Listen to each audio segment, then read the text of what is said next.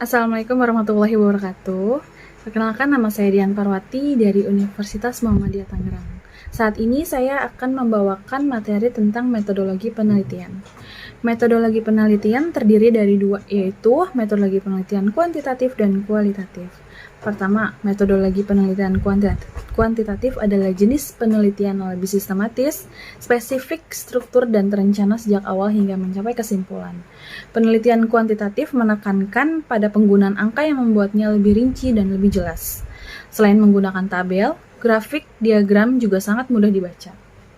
Metode kuantitatif ini mendukung beberapa metode, yaitu metode deskriptif, survei, perbandingan, penelitian tindakan, paparan, dan korelasi. Sistematika usulan penelitian skripsi kuantitatif yaitu yang pertama, latar belakang masalah, berisi latar belakang masalah, identifikasi masalah, rumusan masalah, dan batasan masalah, tujuan dan manfaat penelitian. Dan yang kedua, tinjauan pustaka, berisi uraian teori atau rujukan yang memberi argumentasi teoretik terhadap konsep-konsep yang menjadi fokus penelitian. Selanjutnya ada metode penelitian. Yang pertama, batasan konsep dan definisi operasional variabel, yaitu memberikan tolak ukur atau parameter suatu variabel penelitian yang diukur. Dan yang kedua, validitas dan reliabilitas instrumen penelitian. Dan yang ketiga, ada teknik pengumpulan data, memberikan penjelasan teknik pengumpulan data yang digunakan. Dan yang keempat, populasi sampel dan teknik pengambilan sampel, yaitu memberikan penjelasan yang menjadi satu populasi sampel, jumlah populasi dan sampel serta teknik pengambilan sampelnya. Dan yang kelima, ada teknik analisa data, memberikan penjelasan teknik analisis atau uji statistik yang digunakan. Perlu diingat bahwa penggunaan teknik analisis data harus konsisten dengan jenis datanya. Dan selanjutnya ada metode penelitian kualitatif, merupakan metode yang berfokus pada aspek pemahaman mendalam tentang suatu masalah daripada melihat masalah untuk penelitian generalisasi. Metode penelitian ini lebih suka penggunaan teknik analisis mendalam yang melibatkan memeriksa kasus dalam satu kasus. Menjadi metode kualitatif, berpikir bahwa sifat masalah akan berbeda dari sifat masalah yang lainnya. Tujuan metodologi ini bukanlah generalisasi, tetapi pemahaman mendalam tentang suatu masalah. Fungsi penelitian kualitatif ini memberikan kategori substantif dan hipotesis penelitian kualitatif. Dan ada sistematika usulan penelitian skripsi kualitatif. Yang pertama ada latar belakang masalah, yaitu berisi latar belakang masalah, identifikasi masalah, rumusan masalah, dan batas masalah, tujuan dan manfaat penelitian. Dan yang kedua ada tinjauan pustaka, yaitu berisi uraian teori atau rujukan yang memberikan argumentasi teoretik terhadap konsep yang menjadi fokus penelitian. Lalu selanjutnya ada metode penelitian. Yang pertama, batasan konsep dan definisi operasional variabel, yaitu memberikan tolak ukur atau parameter suatu variabel penelitiannya dan diukur. Dan yang kedua ada teknik pengumpulan data, yaitu memberikan penjelasan teknik pengumpulan data yang digunakan, sumber dan jenis data yang diperlukan. Dan yang ketiga ada penempatan responden dan informan penelitian, yaitu memberikan penjelasan yang menjadi dasar penentu responden dan informan penelitian serta teknik pengambilan sampelnya. Dan yang keempat ada teknik analisis data, memberikan penjelasan teknik analisis data yang digunakan. Perlu diingat bahwa penggunaan teknik analisis data harus konsisten dengan jenis datanya. Jelaskan pendekatan yang digunakan, proses penafsiran, dan penyimpulan hasil penelitian. Dan teori, konsep, dan perumusan hipotesis. Landasan teorinya yang pertama adalah usahakan pustaka terbaru, relevan, dan asli dari jurnal ilmiah. Di sini tidak boleh mendasari dari opini, tapi melainkan harus melalui jurnal ilmiah. Dan yang kedua adalah uraikan dengan jelas kajian pustaka yang menimbulkan gagasan dan mendasari penelitian yang akan dilakukan. Yang ketiga ada tinjauan pustaka menguraikan teori, temuan dan bahan lain yang diperoleh dari acuan yang dijadikan landasan untuk penelitian yang diusulkan. Dan yang keempat ada uraian tinjauan pustaka menjadi landasan untuk menyusun kerangka atau konsep yang akan digunakan dalam penelitian. Yang kelima adalah tinjauan pustaka mengacu pada daftar pustaka. Landasan teori. Manfaat dari landasan teori adalah yang pertama memperdalam pengetahuan tentang bidang yang akan diteliti. Dan kedua, mengetahui hasil penelitian yang berhubungan yang sudah pernah dilaksanakan. Dan yang ketiga adalah memperjelas masalah penelitian. Selanjutnya, penulisan sumber catatan. Pertama, format dasar, yaitu ada teks. Teks itu berisi nama keluarga pengarang, tahun terbitan. Dan yang kedua adalah nama pengarang teks atau tahun terbitan. Lalu landasan teori. Landasan teori itu ada grand teori. Apa sih yang dimaksud dengan grand teori? Grand teori pada umumnya adalah teori-teori makro yang mendasari berbagai teori di bawahnya. Disebut grand teori makro karena teori tersebut menjadi dasar lahirnya teori-teori lain dalam berbagai level. Grand teori ini disebut makro karena teori-teori berada di level makro, bicara tentang struktur dan tidak berbicara fenomena-fenomena mikro. Dan yang kedua ada penelitian sebelumnya. Penelitian terdahulu ini menjadi salah satu acuan dalam melaksanakan penelitian, sehingga dalam memperkaya teori yang digunakan dalam mengkaji penelitian yang dilakukan. Dari penelitian terdahulu, penulis tidak menemukan penelitian dengan judul yang sama seperti judulnya penelitian yang penulis. Namun, penulis mengangkat beberapa penelitian sebagai referensi dalam memperkaya bahan kajian pada penelitian penulis.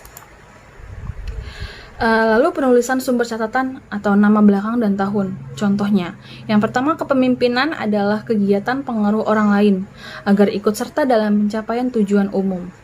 Menurut Cons dan O'Donnell tahun 2008. Yang kedua, Mayang Sari pada tahun 2002 menunjukkan bahwa kualitas audit dapat diproksikan dan spesialisasi industri auditor. Selanjutnya ada kerangka konsep. Yang pertama, paradigma penelitian merupakan pola pikir yang menunjukkan hubungan antara variabel yang akan diteliti. Dan yang kedua adalah paradigma sederhana yang menunjukkan pengaruh dan hubungan antara variabel X dan variabel Y. Apakah terkaitan antara variabel X dengan Y ataupun sebaliknya, variabel Y dengan variabel X. Lalu selanjutnya ada perumusan hipotesis. Hipotesis dapat diartikan sebagai pernyataan statistik tentang parameter populasi. Dan yang kedua, dalam penelitian, hipotesis diartikan sebagai jawaban sementara terhadap rumusan masalah penelitian. Lalu jenis hipotesis ada dua, yaitu tanpa arah dan berarah. Yang pertama, tanpa arah itu adalah hipotesis tanpa arah adalah hipotesis yang diajukan dan dirumuskan oleh peneliti tampak belum tegas bahwa variabel independen berpengaruh terhadap variabel dependen. Contohnya yaitu kualitas audit berpengaruh kualitas laporan keuangan. Jadi di sini contohnya itu kualitas audit mempengaruhi kualitas laporan keuangan. Jadi di sini penulis belum tegas menjelaskan bahwa saling keterkaitannya antara independen dan dependen. Dan yang kedua adalah dengan berarah. Hipotesis terarah adalah hipotesis yang diajukan oleh penelitian, di mana peneliti harus merumuskan dengan tegas yang menyatakan bahwa variabel independen memang sudah diprediksi berpengaruh terhadap variabel dependen. Contohnya yaitu, yang pertama, kualitas audit berpengaruh positif pada kualitas laporan keuangan. Dan yang kedua adalah kualitas audit berpengaruh negatif pada kualitas laporan keuangan. Jadi di sini jelas penulis sudah menjelaskan contohnya itu terdapat pada audit berpengaruh positif atau berpengaruh negatif pada kualitas laporan keuangan. Lalu selanjutnya ada hipotesis statistik, yaitu parameter populasi yang terdiri dari rata 1 sama dengan rata 2 atau rata N. Lalu selanjutnya deviasi standar dan ada koefisien korelasinya. Terus reduksi. Lanjut ke statistik ukuran sampel. Di sini ada deviasi standar dan koefisien korelasi. Dan membuat generalisasi dengan menguji hipotesis statistik. Dan dalam statistik dan penelitian terdapat dua macam hipotesis, yaitu hipotesis nol dan alternatif. Di sini ada pertama statistik. Hipotesis nol diartikan sebagai tidak adanya perbedaan antara parameter dengan statistik, atau tidak adanya perbedaan antara ukuran populasi dan ukuran sampel. Dengan demikian, hipotesis yang diuji adalah hipotesis nol, karena memang peneliti tidak mengharapkan adanya perbedaan data populasi dengan sampel. Sedangkan hipotesis alternatif adalah lawannya, hipotesis nol, yang berbunyi adanya perbedaan antara data populasi dengan data sampel.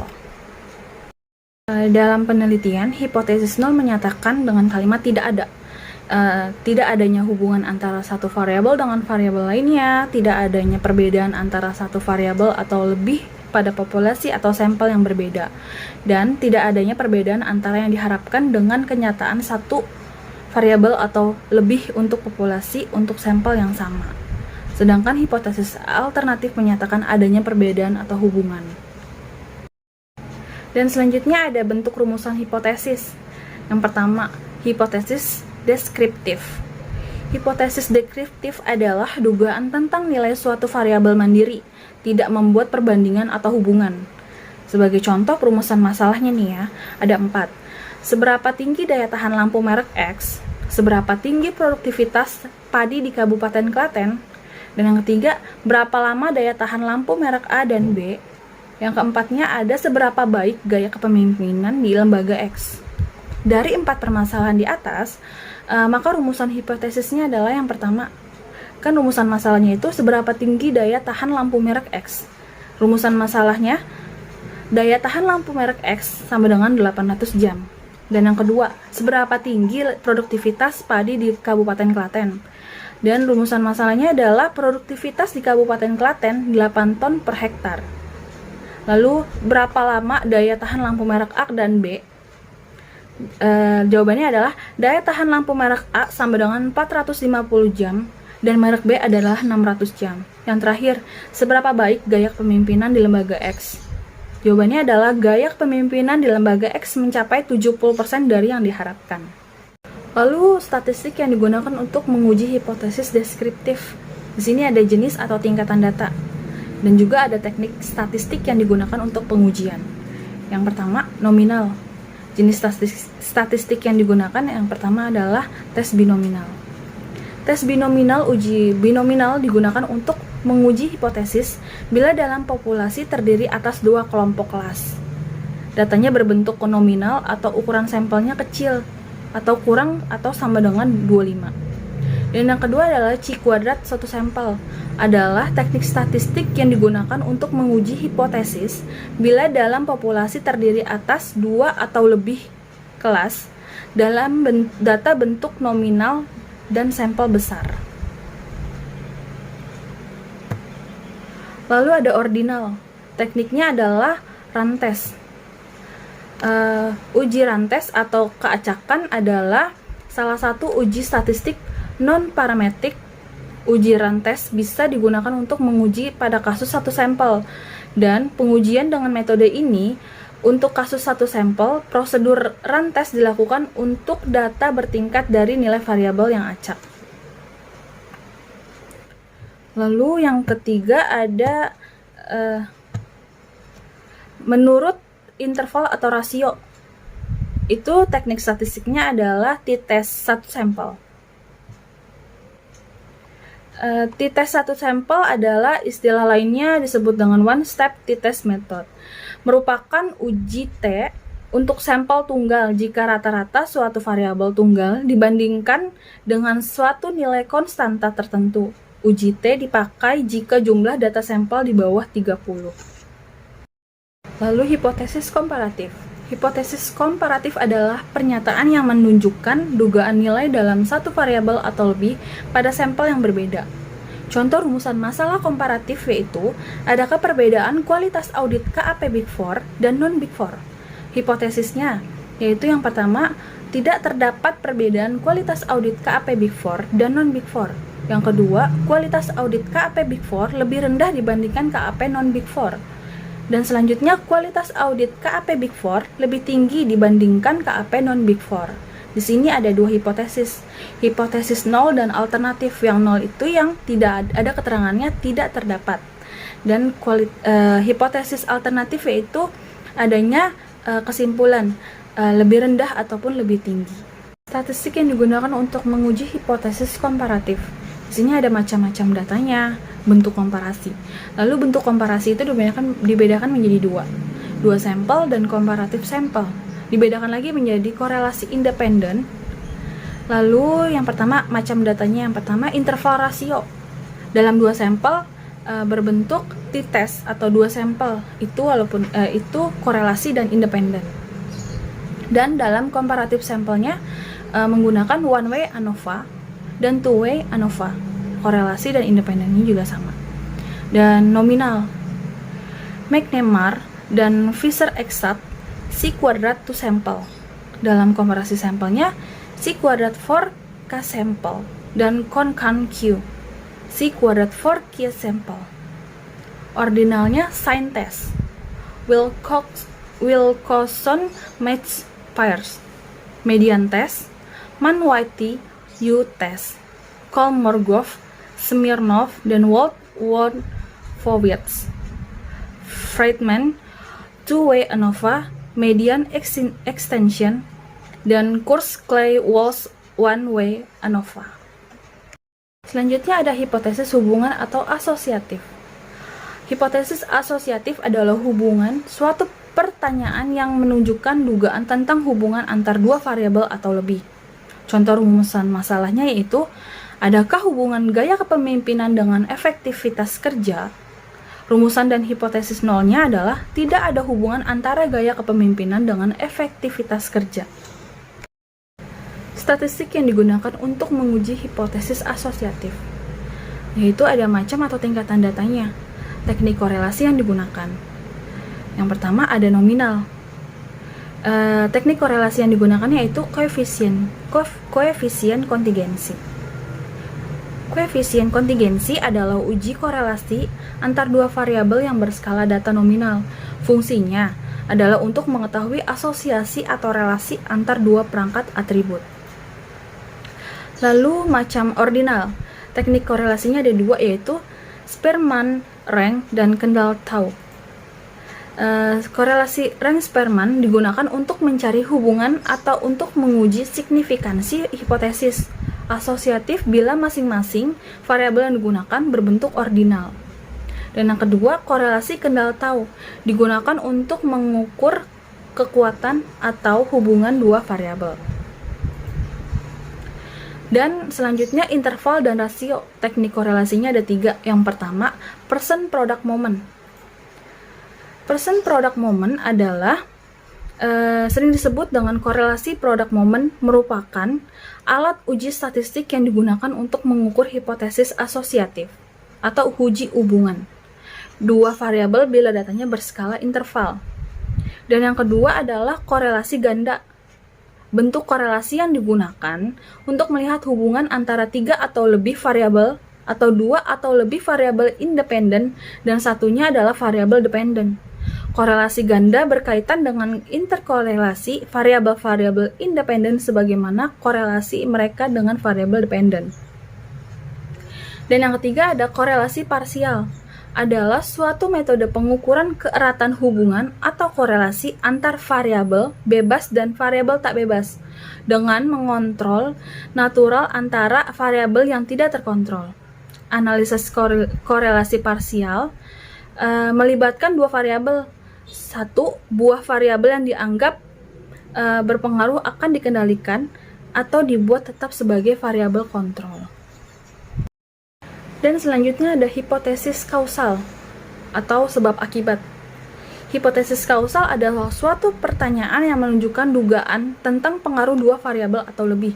Contoh rumusan masalahnya adalah apakah gaya kepemimpinan mempengaruhi efektivitas kerja? Dan rumusan masalahnya, rumusan dan hipotesis nolnya adalah gaya kepemimpinan berpengaruh positif pada efektivitas kerja. Sekian presentasi dari saya, kurang lebihnya mohon dimaafkan. Wabillahi taufiq wal hidayah. Wassalamualaikum warahmatullahi wabarakatuh.